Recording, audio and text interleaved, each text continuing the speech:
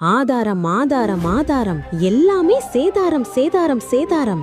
யாசின் சூரா திருக்குரானில் உள்ளதா அல்லது இஞ்சிலில் உள்ளதா? இது இப்லிஸ்களின் விளையாட்டு. மரணித்தவர்களுக்கு போய் சேரும் நன்மையை தடுக்கும் நவீனத்தில் வஹாபிகளின் வார்த்தையில் வழிகேடு. விளக்க உரை. மௌலானா மௌலவி அல்லாமா அபு தலாயில் அல் ஹாஃபித் doctor M shake Abdullah Jamali MA PhD.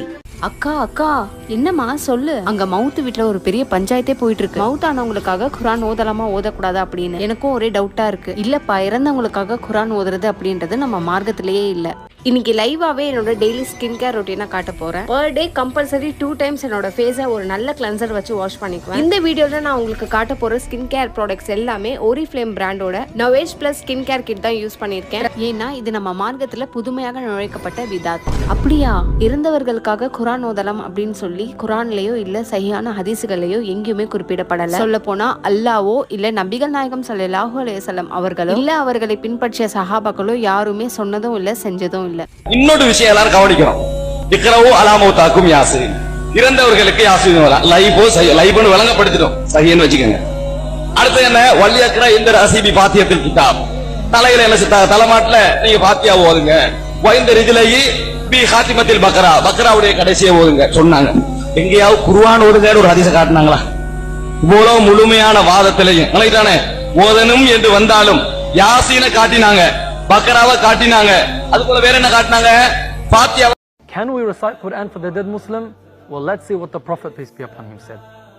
The Prophet sallallahu alaihi wasallam said, "Iqra'u Yasin ala mawtakum." This sahih hadith was narrated by Ibn Hibban and many others. And when Imam al-Shafi'i was asked about this hadith, he said, if one were to recite the entire Quran, it would be even better. Not a single one of the scholars from the Salaf or the Khalaf objected to this. In fact, many of them recommended it. So let's recite the Fatiha for our dead Muslim brothers and sisters around the world, and Allah Ta'ala knows best. நபிகள் ஸல்லல்லாஹு அலைஹி வஸல்லம் யாசீனை ஓத சொன்னாங்க, right. அவங்க செஞ்சாங்களா? எத்தனை பேர் இறந்தாங்களே அப்படின்னு கேள்வி வச்சாங்க. நம்ம என்ன சொன்னோம்? இறந்து போனவங்களுக்கு ஹஜ்ஜி செய்யலாம் என்பதை நீங்க ஏற்றுக்கொள்றீங்க. ஆனா நபிகள் ஸல்லல்லாஹு அலைஹி வஸல்லம் செய்யல. அப்படி செஞ்சிருந்தா ஆதாரம் காட்டுங்க. இதுவரைக்கும் ஆதாரம் காட்ட கிடையாது. அதே போல நோன்பு வைக்கலாம் இறந்து போனவங்களுக்கு அப்படிங்கறத ஒப்புக்கொள்றீங்க. நபிகள் ஸல்லல்லாஹு அலைஹி வஸல்லம் செஞ்சாங்களா? இருந்த ஆதாரம் நாங்க அப்படின்னோம், ஆதாரம் தரல. அப்ப இதுக்கெல்லாம் நபிகள் ஸல்லல்லாஹு அலைஹி வஸல்லம் செய்யலன்னு ஆயிப்போச்சு. அப்போ ஸல்லல்லாஹு அலைஹி வஸல்லம் அவர்கள் செய்யவில்லை என்று தெரிந்த பின்னரும் கூட நோன்பு இறந்தவங்களுக்கு செய்யலாம் அப்படிங்கிறீங்க, அது ஹஜ்ஜி இறந்தவங்களுக்காக செய்யலாங்கிறீங்க. இப்பதான் நான் கேட்கிறோம், இதுவெல்லாம் ஸல்லல்லாஹு அலைஹி வஸல்லம் செய்யாம இருந்தாலும் நாம ஒப்புக்கொள்ளலாங்கிறீங்களே. இப்ப குர்ஆனை அவங்க ஓதல அதனால ஏற்றுக்கொள்ள மாட்டோங்கிறீங்களே, ஏன் இந்த அளவுகோல்? அப்ப உண்மையிலேயே குர்ஆனை ஓதுவதை நிறுத்த வேண்டும் என்பதுதானே உங்களுடைய நோக்கம் அப்படின்னு கேள்வி வச்சோம். அப்ப உண்மை என்ன செய்யணும்? இல்லங்க ஸல்லல்லாஹு அலைஹி வஸல்லம் இறந்து போனவங்களுக்கு நோன்பு வச்சிருக்காங்க, இந்தாங்க ஹதீஸ் அப்படி காமிச்சிருக்கானு காமிக்கல. இல்லங்க இறந்து போனவங்களுக்கு நபிகள் ஸல்லல்லாஹு அலைஹி வஸல்லம் ஹஜ் நிறைவேற்றி இருக்கிறாங்க, இந்தாங்க ஹதீஸ் அப்படி காமிச்சிருக்கணும், காமிக்கலையில. அதனால நம்ம கேட்டோம், இதுக்கெல்லாம் ஸல்லல்லாஹு அலைஹி வஸல்லம் செய்தார்களா என்ற அளவுகோலை நீங்க வைக்கலையே, இந்த ஹத்முல் குர்ஆனுக்கு மட்டும் ஏன் வச்சீங்க அப்படின்னு நம்ம கேட்டோம். அது மட்டும் இல்ல, இந்த மஜ்ஹூல் அப்படிங்கறத காரணத்தை காட்டி இது பலவீனமான ஹதீஸ்னு சொன்னாங்க. இப்ப நம்ம ஒரு கேள்வி வச்சோம், மஜ்ஹூல் நீங்களே மஜ்ஹூல்ல எந்த வகை அப்படின்னு நம்ம கேட்டோம். அந்த வகைக்கும் இதுவரைக்கும் அவன் பதில் சொல்லவே கிடையாது. அப்படி சொல்லி இருந்தா அதுக்கு உண்டான பதிலா நம்ம கொடுத்திருப்போம். இன்னொன்னு, அந்த மஜ்ஹூலுங்கிற வார்த்தையை வச்சுக்கிட்டு இவ்வளவு விவாதம் பண்றீங்களே, மஜ்ஹூல் வந்தா ஒப்புக்கொள்ள கூடாது அப்படிங்கறது எங்களுக்கு மட்டும் தானா அல்லது உங்களுக்குமா?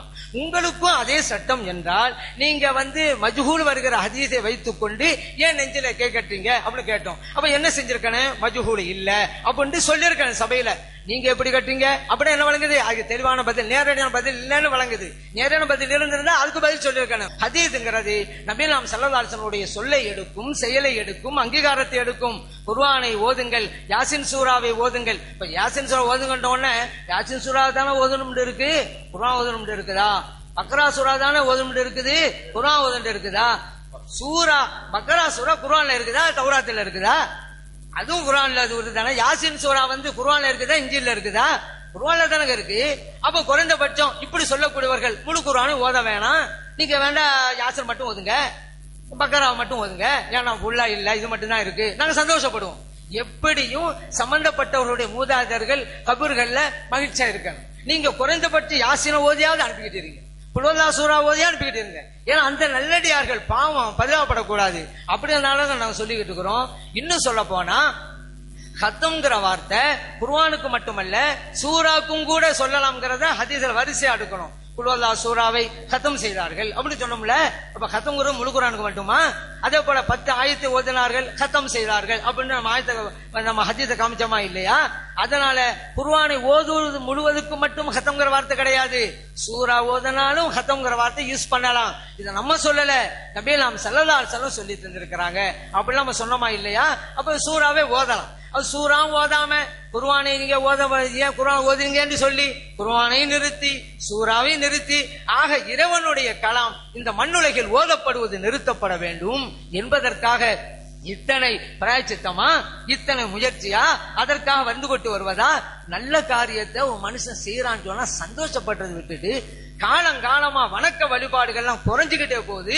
இந்த நேரத்துல மேல அதிகமா செய்யறதுக்கு ஊக்கப்படுத்துவதை விட்டுவிட்டு இருக்கிற சொற்ப அந்த அமல்களை கூட இந்த மண்ணிலிருந்து அகற்ற வேண்டும் என்பதற்காக தங்களுடைய காலம், செலவு, பணம் எல்லாவற்றையும் செலவழித்துக் கொண்டிருக்கிறார்களே, இது சரியா?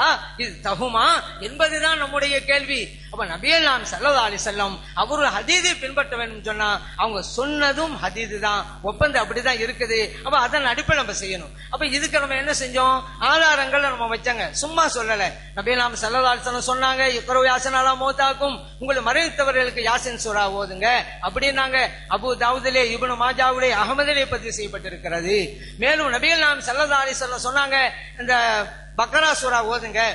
மையத்தினுடைய தலைமாட்டு பக்கம் வந்து இதை சொன்னோம். இந்த 2 ஹதீஸை வச்சுக்கிட்டு அப்படி இப்படின்னாங்க. அதுவும் சரியில்லை. ஏன்னா அவங்க லைஃப்னு ஒரு இமாம் சொல்றான்னு சொன்னாங்க, சஹீன்னு சொல்றாங்கன்னு சொல்லி பழைய இமாம்கள் நம்ம சொன்னோம். அதனால அதை வந்து லைஃப்ங்கிறத அவங்களால நிர்ணயிக்க முடியல, இந்த மன்றத்தில நிரூபிக்க முடியல. ஏன்னா சஹீஹ் என்று ஹதீஸ்களை வல்லுநர்கள் இன்னார் சொல்லி இருக்கிறார்கள் அப்படிங்கறத நம்ம பட்டியல் போட்டுட்டோம். அதனால லைஃப் என்பதை அவர்களால் நிர்ணயிக்க முடியல, நிரூபிக்க முடியல.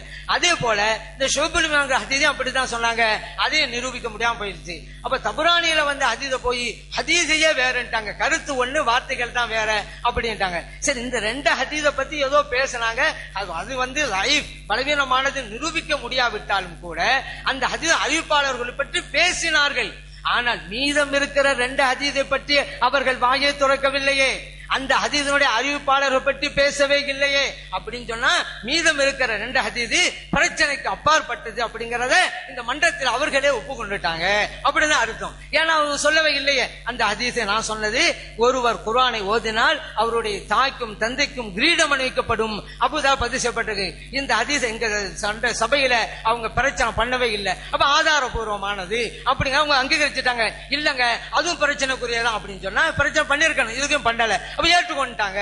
அதே போல இன்னொரு ஹதீஸ் என்ன கேட்டா, ஒருவர் குர்ஆனை ஓதி மரணம் விட்டு விட்டால் அவங்க குடும்பத்தில் 10 பேரை நரகத்தில் எடுத்து வைக்க முடியும், வெளியே கொண்டு வர முடியும் அப்படிங்கிற ஹதீஸ் இப்னு மாஜாவுல, அஹ்மதுல பதிவு செய்யப்பட்டு கொண்டு வந்தோம். அந்த ஹதீஸுடைய அறிவிப்பாளர் வரிசையும் அவங்க ஆட்சேபம் தெரிவிக்கவே இல்லை. அப்படின்னா என்ன அர்த்தம்? இது சஹீஹானதுதான் அப்படிங்கறது அவங்களே ஏற்றுக்கொண்டதா ஆயிப்போச்சு. இப்ப 2 ஹதீஸ்ல பிரச்சனை பண்ணாங்க, பலவீனமான சொன்னாங்க, இல்ல சஹீஹ் என்று இமாம் சொல்லி இருக்கிறாங்க என்கின்ற பதில் உங்களுக்கு வச்சுட்டோம். லைஃப் என்று நினைக்க முடியல. மீத 2 இருக்கிற ஹதீஸ்ல அவங்க பிரச்சனையே பண்ணல. அதனால இறந்து போனவர்களுக்கு குர்ஆன் ஓதினால் அவர்களுக்கு நன்மை சேர்க்கும் அப்படிங்கறத இந்த 2 ஹதீஸ் மூலம் பிரச்சனையே இல்லாம அவங்க ஒப்புக்கொண்டாங்க அப்படிங்கிறது இதன் மூலம் நிரூபணம் ஆகிறது.